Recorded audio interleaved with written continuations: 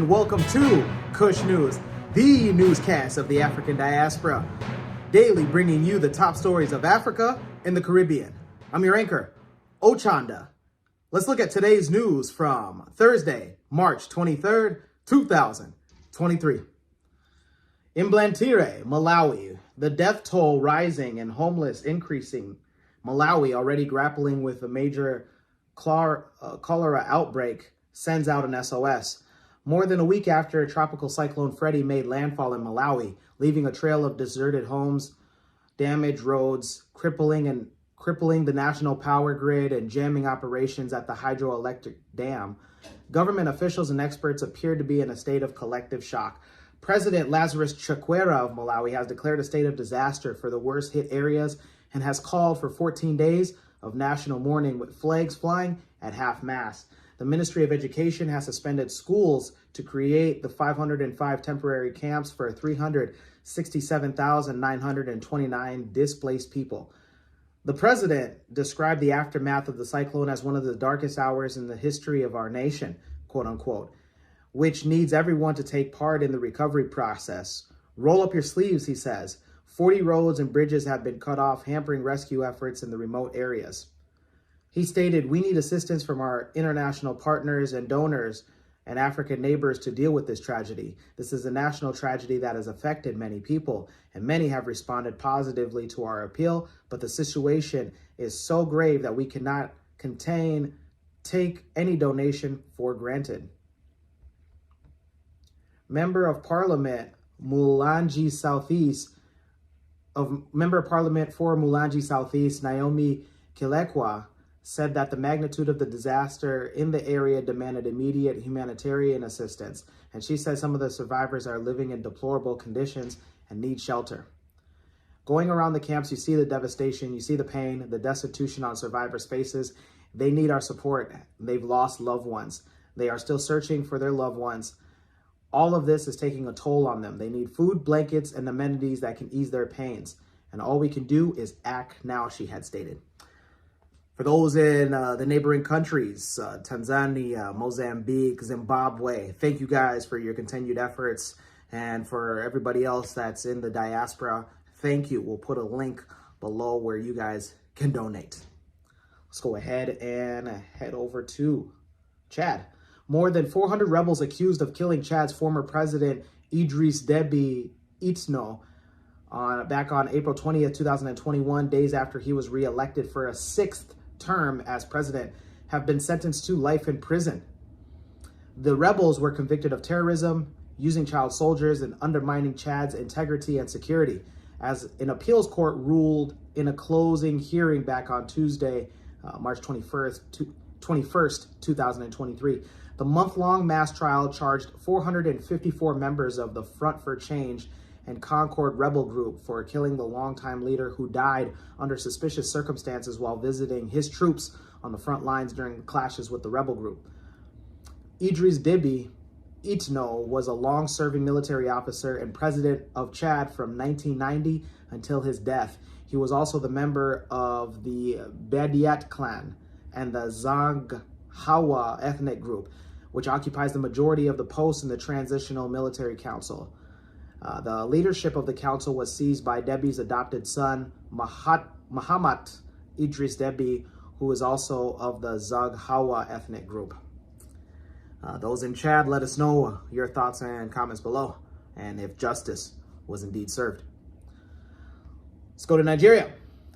The All Progressive Congress Presidential Campaign Council has debunked speculations that President-elect Asiwaju Bola Tinubu has been rushed abroad for medical treatment. The media has been awash with news of the former Lagos governor's alleged illness and how he was flown to London, United Kingdom, late on Tuesday night. The development is coming hours after the Labour Party candidate Peter Obi filed a petition at the election tribunal to challenge the outcome of Saturday's presidential poll that produced the president-elect. Spokesperson for Mr. Tinubu said in a statement Wednesday that the president-elect had left the country on Tuesday, but the president-elect will later observe Hajj in Saudi Arabia. The president-elect stated, the spokesperson said that he decided to take a break after the hectic campaign and election season to rest in Paris and London before preparing to go to Saudi Arabia for Hajj and the Ramadan fasting that begins on Thursday. He added that Mr. Tinubu is expected back in the country soon. The president-elect's frequent travels overseas continue to fuel speculation about his health. Those in Nigeria, let us know what your thoughts are on the possible ill health of the president, but more so his travels. Let's go ahead and take it to the continent of Africa.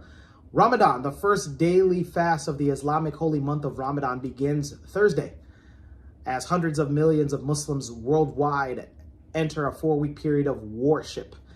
This comes as rising costs have left shoppers unable to splurge on Ramadan food shopping as they might have been in years past across the African continent. During the coming weeks, hundreds of millions of Muslims will abstain from food, water, from dawn to dusk, before gathering with family and friends for indulgence at nighttime meals. According to Islam, fasting draws the faithful closer to God and reminds them of the suffering of the poor. Across African capitals, from Nairobi to Kigali to Lagos, to families prepare and sell culinary delight weeks in advance to mark the break of fast for each evening, known as iftar. In addition to fasting, charity is given in another one of Islam's 5 pillars. During Ramadan, masjids and charities regularly provide meals for the poor at tables that sprawl out into the streets. For those Muslims that are watching Kush News, congratulations and Ramadan Mubarak to you and yours. Let's take it to the Caribbean.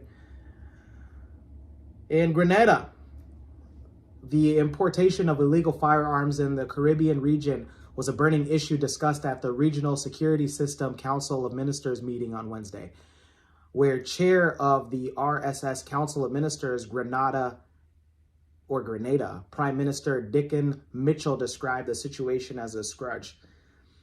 As Prime Minister spoke on the issue of gun-related crime, he delivered the unfortunate news that on Tuesday night, Grenada suffered a gun-related homicide with at least 6 shots being fired, resulting in a fatality. Prime Minister Mitchell said that preliminary investigations suggested that it was an execution-style hit and the perpetrator may not have been originally from Grenada. Mitchell stated that the RSS is responding to crime beyond the traditional approach of incarceration and fines, and said that the vision is to bankrupt the criminals by removing their heartbeat, money, the profit, and the assets involved in engineering and resulting in these criminal activities. Those in Grenada, always make sure that you're never a hater.